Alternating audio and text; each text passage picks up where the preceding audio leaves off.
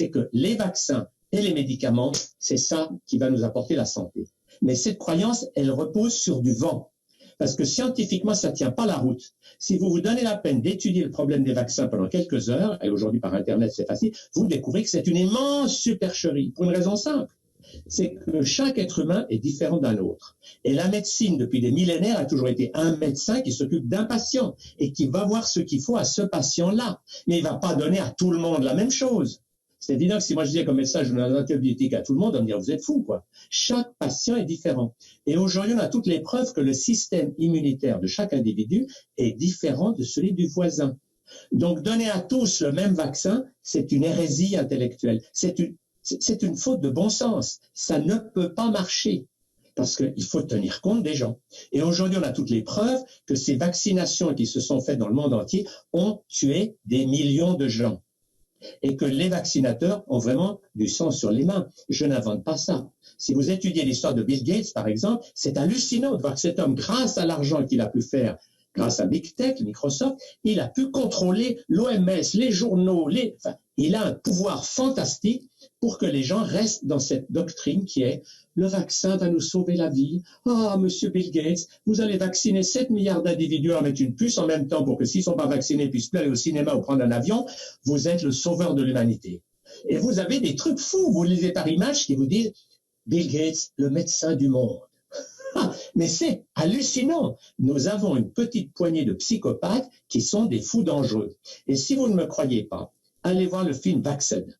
V-A-X-X-E-D. C'est 2 films, V-A-X-X-E-D, 2 films. Alors, la force de ces documents, c'est que c'est des films et vous voyez des parents qui vous racontent leur histoire. Et quand vous voyez ces parents qui vous disent, oui, mon fils de 3 ans, il jouait, etc., et tout d'un coup, après un vaccin, il est maintenant handicapé sur une chaise roulante. Quand vous voyez ces jeunes filles qui, après un vaccin garde d'asile, sont devenues des légumes, vous ne pouvez plus, ces images, elles vous frappent. Et vous ne pouvez plus dire, comme disait Madame Buzyn, oh, les vaccins, ça ne se discute pas. Vous êtes obligé d'ouvrir les yeux que la vaccination, c'est une colossale erreur. Les vaccins n'ont jamais sauvé une seule vie. C'est tout du baratin. Et ce baratin a rapporté des milliards. Parce que le problème d'aujourd'hui, c'est que les médicaments rapportent déjà beaucoup d'argent à Big Pharma. Mais les vaccins, c'est le pactole. Pourquoi? Parce qu'il n'y a plus aucun contrôle sur les vaccins depuis 30 ans. Ça veut dire que pour un médicament, il y a quand même des contrôles. Mais pour un vaccin, on ne contrôle plus rien. Vous mettez ce que vous voulez dedans. Vous pouvez rajouter n'importe quoi. Et j'invente rien. Dans un vaccin, il y a 235 substances chimiques. 235 substances chimiques. On va injecter ça à un nourrisson. Et pire que ça, il y a de l'aluminium à des doses 30 à 40, voire 50 fois les doses maximum considérées par toxiques par l'OMS et la Food and Drug Administration. J'invente pas ça. L'expertise du docteur Fourtillon montre ça, le professeur Fourtillon. C'est que les vaccins, c'est vraiment toxique. Et ça tue des milliers et des millions de gens. Alors nous avons le choix maintenant de continuer à croire Bill Gates et l'OMS, qui n'est plus du tout l'Organisation mondiale de la santé, mais l'Organisation mondiale de la servitude au pouvoir de l'industrie pharmaceutique et vaccinale. Et moi je l'ai vécu de près, parce qu'il y a presque 50 ans, j'ai fait une conférence à l'OMS sur la Fondation Soleil dont je m'occupais et qui était dans l'éducation de santé. Et j'ai parlé d'idée que normalement l'OMS devrait éduquer les gens à gérer leur santé. Et pas seulement leur donner des vaccins, des médicaments. Et à la fin de cette conférence, il y a un moment très émouvant pour moi, le directeur de l'OMS de l'époque, M. Mahler, il vient vers moi, il me prend dans ses bras, et en pleurant, il me dit, Docteur Schaller, ce que vous dites, c'est exactement ce que l'OMS devrait faire, on devrait parler santé. Mais il me fait ce geste comme ça, il met les mains comme ça, il me dit, je peux rien faire, parce que je suis bloqué par les industries pharmaceutiques et vaccinales. Et lui, il avait voulu essayer qu'on parle des herboristes et des guérisseurs locaux, faire des choses comme ça. Il a été fichu dehors quelques temps plus tard. Et depuis, après près d'un siècle, l'OMS est l'Organisation mondiale de la vente des médicaments. Je vous donne un exemple qui est quand même extraordinaire. C'est que la malaria, c'est un vrai problème. Alors Bill Gates a vacciné les enfants contre la malaria. Il y a eu des dizaines et des centaines de morts. C'est des chiffres que j'invente pas. Et puis, il y a quelqu'un qui a trouvé que l'artémisia, qui est une plante, une simple plante en tisane, était extraordinaire. Vous allez voir le site Maison Artémisia, vous verrez, c'est une plante sensationnelle qui guérit la malaria ou qui fait de la prévention. C'est une plante merveilleuse. Alors, qu'est-ce qui s'est passé? Eh bien, une doctoresse française, la doctoresse Cornet-Vernet, qui a parlé de ça. Et puis, du coup, en Afrique, plein de gens se sont mis à cultiver parce que c'est simple, ça pousse dans le jardin. Et c'est une plante sensationnelle. Mais alors, qu'a fait l'OMS? Elle aurait dû dire, merveilleux, ce serait quelque chose de bien, on va l'étudier. Non! Ils ont condamné l'artémisia comme si cette plante était dangereuse. Ce qui est complètement aberrant. Une plante n'est pas dangereuse. Une ortie dans votre jardin, c'est pas ça qui va vous tuer. Par contre, les médicaments chimiques, oui, ça vous tue. Et bon, je vais donner un chiffre qui est sorti par Robert Kennedy, qui est un grand partisan de lutter là contre. Il dit, depuis 50 ans aux États-Unis, les vaccins et les médicaments tuent à peu près 1 million de gens par année. En 50 ans, ça fait 50 millions de gens tués par Big Pharma. Ça s'appelle pas un génocide, ça? Et vous voudriez continuer dans cette voie, de continuer à vacciner vos enfants et à avaler des pilules? Aux États-Unis, par exemple, qui est le pays le plus vacciné du monde, du coup, les enfants ont des tas de vaccins, mais à partir de quelques années, 54% des enfants ont des maladies chroniques. Donc, ce système est aberrant. C'est qu'on prend un enfant en bonne santé, qui a un bon système immunitaire, on lui donne un vaccin qui détruit son immunité naturelle, qui lui fait monter quelques anticorps, mais tout ça c'est du vent, ça tient pas la route. Mais cet enfant, après, il va faire des tas de maladies. Et on a toutes les preuves aujourd'hui que les enfants non vaccinés sont en bien meilleure santé que les enfants vaccinés. Mais le grand problème de ça, c'est que toute cette information qui dénonce les vaccins et qui dénonce toute cette médecine chimique qui s'est emparée de notre société, ces informations sont coincées parce que les forces de l'argent, Big Pharma, a engrangé des milliards et qu'avec ces milliards, ils tiennent tous les médias, ils payent tout le monde et les politiciens. Et l'autre coup, les politiciens ont un discours comme ça. Vous entendez le président Macron qui vous dit la seule solution, c'est donner de l'argent pour la recherche pour trouver le vaccin. Mais ce vaccin qu'ils vont trouver, d'ailleurs ils l'ont déjà pour tout vous dire, mais ce vaccin, il va vous tuer tous par milliers. Parce que le but de Bill Gates, et ça c'est incroyable de voir que cet homme peut le dire sans être emprisonné tout de suite, il veut réduire la population mondiale. Et cet homme qui est un maître du monde, qui contrôle énormément de choses grâce à son argent, il le dit en toute franchise, comme c'est qu'un sourire. Oui, je veux vacciner tout le monde et je veux diminuer la population mondiale. C'est hallucinant. Et on laisse des gens comme ça avoir leur discours. Mais je pense que le côté positif de tout ce qui nous arrive, parce qu'il y a toujours deux façons de voir les choses. On peut voir la nuit, mais on peut voir que la nuit va nous mener vers le jour. Et le jour qui est en train de se lever, c'est la prise de conscience de chaque individu. Je suis responsable de ma santé. Et ma santé ne va jamais venir ni d'un vaccin, ni d'un médicament, mais de mon mode de vie. Et c'est ça ce qu'on enseigne tous. C'est mon mode de vie, ce que je mange. C'est clair que si je continue à détruire 25 milliards de poulets, 17 milliards de vaches pour m'empoisonner, pour ma santé, c'est pas excellent. Si je continue à aller chez McDonald's, boire du Coca-Cola, ce mode de vie-là, il est hyper toxique. Et pourquoi les gens meurent aujourd'hui? Mais parce qu'ils sont complètement intoxiqués. Et à ce moment-là, attribuer ça à un virus, moi ça me fait rire. Parce que les gens n'ont rien compris que Pasteur s'est totalement trompé. Les virus et les bactéries ne sont pas des ennemis qui nous attaquent, qu'il faut tuer à Kalachnikov. C'est une aberration. La réalité est tout autre. Nous avons dans notre corps plus de virus et de bactéries que de cellules. Et notre système immunitaire, il gère ça avec une immense intelligence, parce qu'on a un système d'une intelligence colossale. À chaque seconde, il y a 6 à 8 000 milliards de réactions chimiques qui se font dans notre corps. Le corps est très intelligent. Et si vous occupez bien de votre corps, à la fois de votre corps physique, mais aussi du corps émotionnel, du corps mental et du corps spirituel, c'est la médecine holistique, et bien votre corps, il fonctionne bien. Mais si vous vous empoisonnez toute la journée par des aliments toxiques, par des pensées toxiques, par du confinement, tout ça va massacrer votre immunité. Et à ce moment-là, le virus n'est pas venu de l'extérieur pour vous agresser. Il est produit par nos cellules. Nos cellules fabriquent des virus et des exosomes, etc., pour dire aux autres, il y a un problème, et pour éliminer les toxines. Donc, toutes ces idées de contagion de l'extérieur, c'est hallucinant de voir qu'on a réussi à persuader des milliers, des millions de gens que l'autre, c'est un danger. Écoutez, moi j'ai 75 ans. Jamais de ma vie, on a dû me dire, tu mets un masque parce qu'il y a de la grippe, faut être un masque, ne touche pas ton voisin, n'embrasse plus tes enfants, c'est dangereux. Mais c'est une psychose colossale, mais qui repose sur du vent. Et moi, la bonne nouvelle que j'ai apportée, c'est que je pense que les gens vont se réveiller.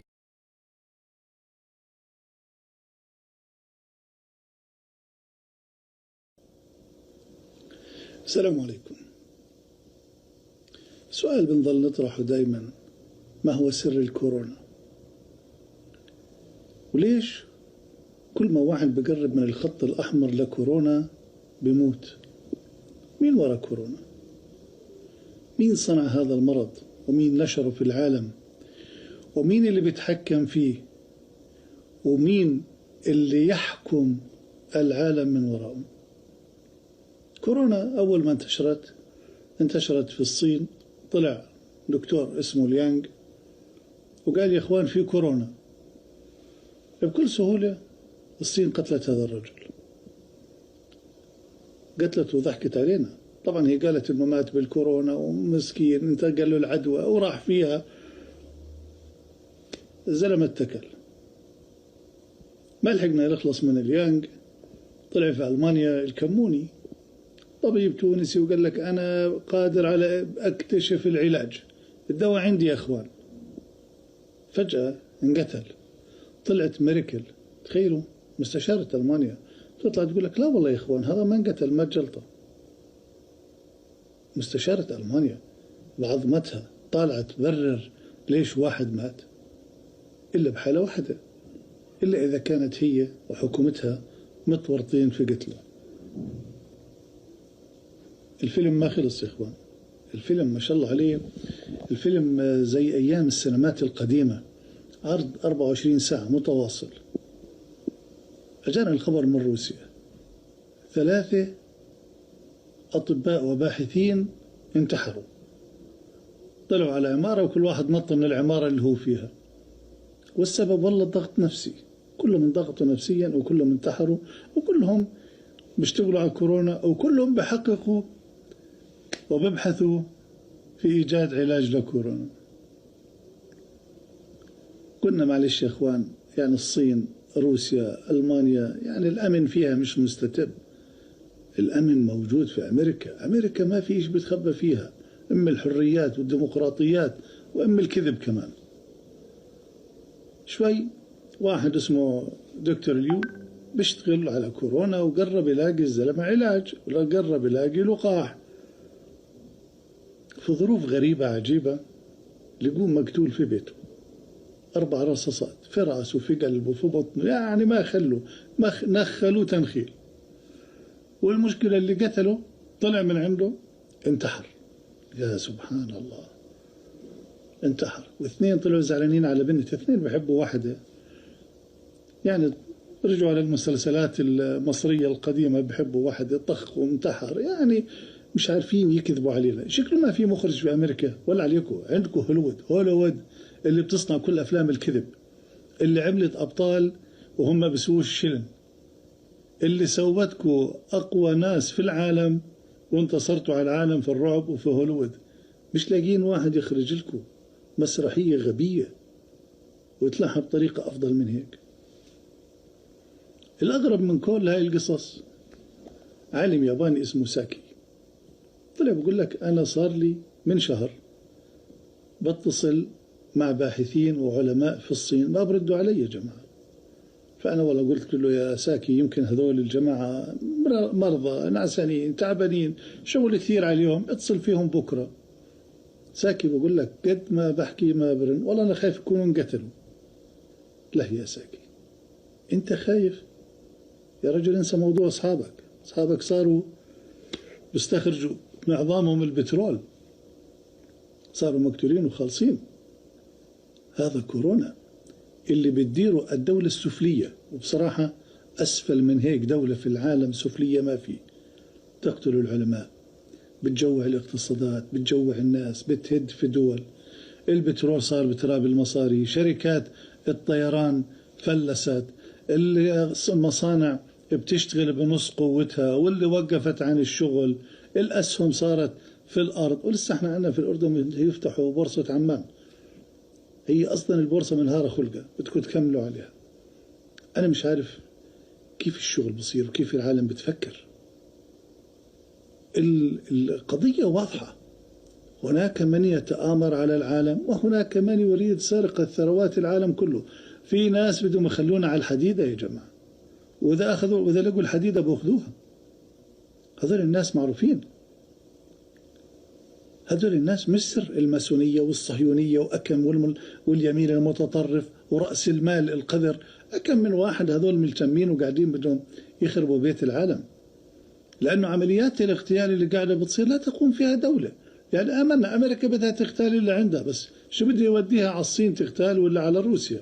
والصين لو هي السبب أوكي راح تغتال في ألمانيا ولا راح تغتال في أمريكا؟ القصة أكبر من كل هاي. القصة قصة الناس اللي بمشوا هاي الدول، القصة قصة الزعماء تبعين هاي الدول تابعين لهذول الناس راح يقولوا شوف هالزلم هذا انهبل وبيحكي عن مؤامرة كبيرة ومؤامرة. هلكتون أنتم الشعب العربي كل حياتكم مؤامرات. صار الواحد إذا تأخرت السيارة مؤامرة، إذا ركب في الباص مؤامرة، إذا دخل طلب أكل في مطعم وتأخر عليه الجرسون مؤامرة. إحنا صرنا شعب نظرية المؤامرات، هيك بيفكرونا. لكن يا إخوان ما هو اللي ما بشوف من الغربال أعمى، والبعرة تدل على البعير. بس المطلوب نحلل شو اللي قاعد بصير. 4 جرائم في 3 قارات في 4 دول مختلفة تترك 100,000 علامة استفهام عند الأعمى مش عند المفتح. وأنا بدي أقولها، أنا أتحدى دولة في العالم تطلع وتقول أنا ما عنده كورونا، والله غير ثاني يوم يصير عندها كورونا، وبقرار سياسي اقتصادي برشوة المصاري بدك تقول عنده كورونا، وبدك تعمل زيك زي غيرك، وبدك تمشي على البروتوكول الموجود، بدك توقف الطيران وتسكر المصانع وتضب الناس في البيوت، لأنه الكورونا بيحددك. فأنت بدك تختار، يا أما تموت من الجوع زي ما بدنا إحنا الفاسدين، طبعا مش أنا على قد حالي الفاسدين، يا بتموت زي ما بدهم وحسب رغبتهم، يا إما بدك تموت بكورونا. وعلى الحالتين أنت كده ميت وكده ميت. الله يعيننا على اللي جاي. وبصراحة شكله الفيلم كبير والكذبة كبيرة والضحك علينا كبير، وإحنا وقعنا بين كورونا وبين مجموعة نصابين. يعني البحر من وراءكم والعدو من أمامكم، كورونا أمامكم والنصابين وراءكم، فما لكم إلا الصبر والدعاء لله، والله يرحمنا برحمته. السلام عليكم.